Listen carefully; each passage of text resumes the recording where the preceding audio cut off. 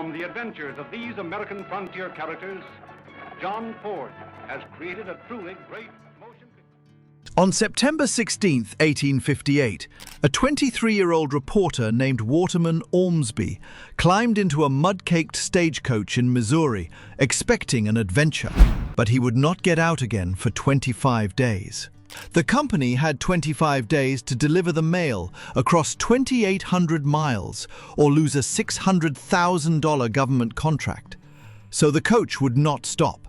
Not for him, not for anyone. He would eat standing up and sleep sitting up, and by the end, he'd tell his readers to leave the white gloves at home. John Butterfield, the man who built the line, had told his own drivers exactly what the schedule meant. "Remember, boys," he said, "nothing on God's earth must stop the United States mail." He meant it literally. Not weather, not injury, not a passenger who needed 5 more minutes to finish a meal. $200 bought the ticket. That was more than most laborers made in half a year. In exchange, you got a seat, 25 pounds of baggage, 2 blankets, and a canteen.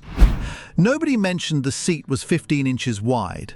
Nobody mentioned that a full coach packed 9 people onto 3 benches, and that the middle bench had no backrest at all, just a plank you balanced on for hundreds of miles.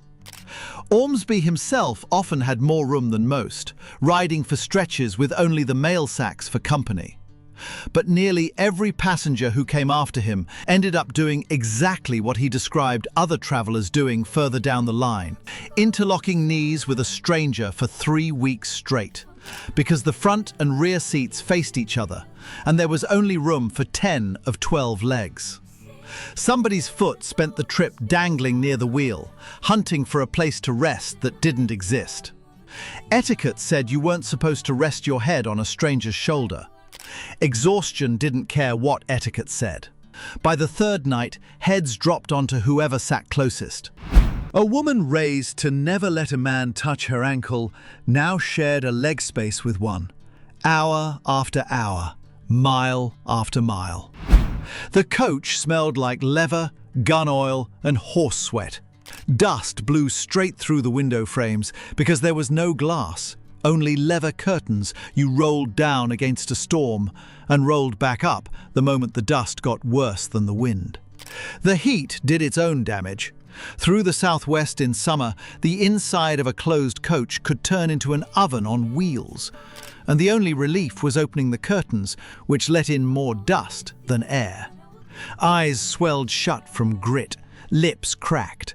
Water was rationed between stations because some stretches had none at all for 20 or 30 miles, and a canteen that felt generous in Missouri felt like nothing by the time you hit the desert floor of the Southwest. The horses changed every 10 to 15 miles at what the company called swing stations. A corral, a well, a man standing ready with a fresh team already harnessed. You had 2 minutes there, maybe 3. You did not get out. You did not stretch. You watched through the window as your tired team was cut loose and a new one buckled in, and then the whip cracked, and the only thing that had changed was which 6 horses were now hauling you toward Texas. Roughly every 50 miles sat something bigger, a home station. Here you got 10 or 15 minutes to eat, and this was the part Ormsby dreaded most. $1 a meal, 3 times a day, if you happened to be awake when one was served. What that dollar bought was bacon fried in its own rancid grease, hard sourdough biscuits, beans, and a black liquid the station master called coffee. Mark Twain wrote a similar line a few years later and said the coffee was mostly sand and old bacon rind. Ormsby put it more politely. He wrote that the fare could hardly compare to a fine hotel back east, then admitted a man's stomach stopped being delicate after a few days on the plains anyway.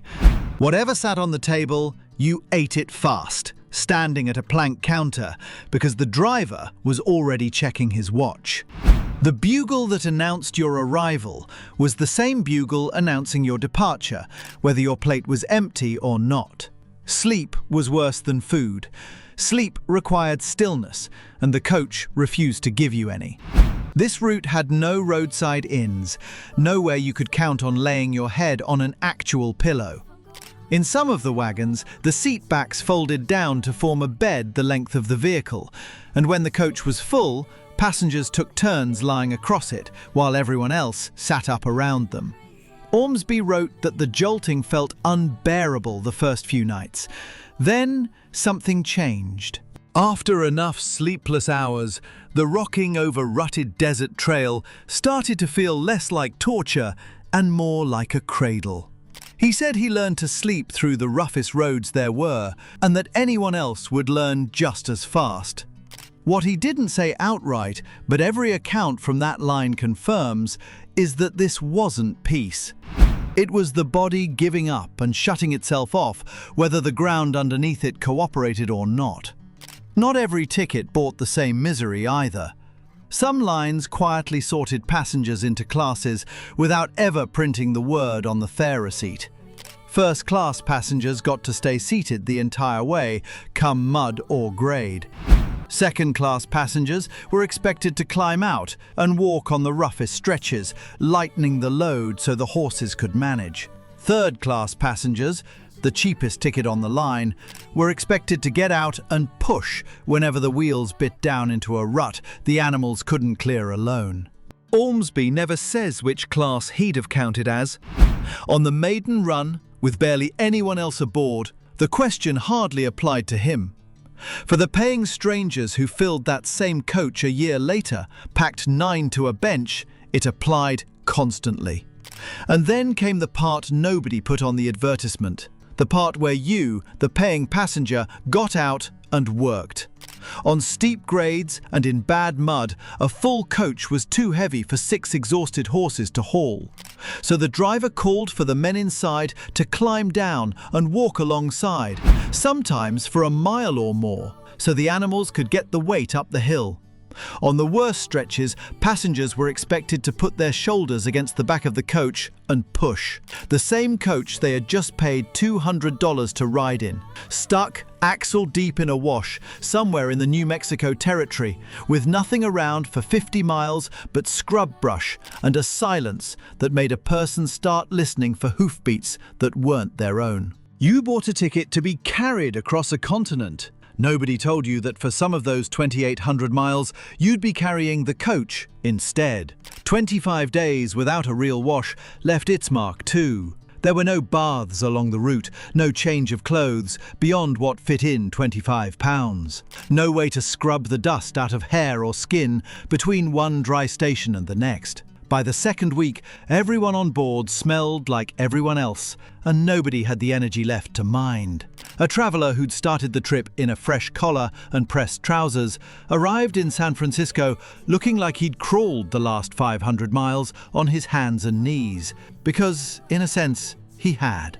At the highest point on the entire route, more than 5,000 feet up in the Guadalupe Mountains, sat a station called the Pinery, built beside a spring that made it one of the few reliable water sources for 100 miles in any direction. The conductor's bugle announced the coach's arrival there the same way it announced every stop. 3 short blasts cutting through mountain air, thin enough to make an exhausted lowlander's head swim. Passengers who'd spent days baking in desert heat found themselves shivering at altitude within hours, with no coat packed heavier than what fit inside those 25 allotted pounds.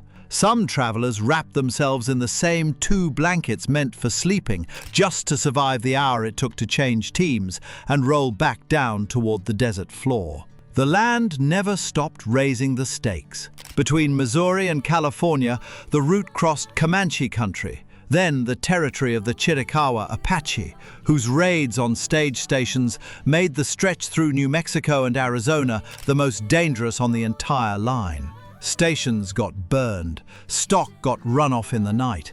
Drivers pushed the horses harder through certain canyons for one reason: Slowing down there was how you got noticed. Ormsby described one run along the Pecos River where the trail hugged the edge so closely that the coach thumped and bumped in a way that threatened, in his own words, not to let a man keep his seat, let alone his nerve. Nobody on board carried a rifle for sport. They carried it because the frontier they were crossing hadn't agreed to their itinerary and never would. Illness followed the same math as everything else on that route. There was no doctor riding along, no way to pull over for a fever or a stomach that had finally rebelled against 3 weeks of rancid bacon and alkaline water. A sick passenger had two choices: get off at the next station and wait, alone, for a later coach, whenever one happened to pass, or stay in the seat and endure it, because the mail still had a deadline and the coach was not going to wait for a body to feel better. By the second week, the fatigue stopped being a mood, it became a condition. Ormsby described it as something bordering on insanity, the compounding effect of day and night travel with no real rest, no real food, and no real stillness for going on 2 weeks straight. Passengers who'd started the trip making conversation went quiet. The ones who'd started quiet stopped answering when spoken to at all. An adventure had turned into an experiment in exactly how much a body could absorb before something inside it broke. Some passengers reportedly got off at the nearest station and simply refused to get back on, willing to wait days for a slower, calmer way west, rather than finish what they'd started. What almost nobody expected going in was that the worst 3 weeks of their life would also become the thing they couldn't stop describing once it ended. 23 years old, alone for most of the run, Ormsby became the only passenger to ride that inaugural trip from end to end. His dispatches ran in the Herald as pure spectacle, first-hand proof that a man could be shaken apart for 25 days and walk away with a story worth telling. What he filed is still the clearest window anyone has into what those 2,800 miles actually cost a passenger, long after the men and women who lived it, in silence,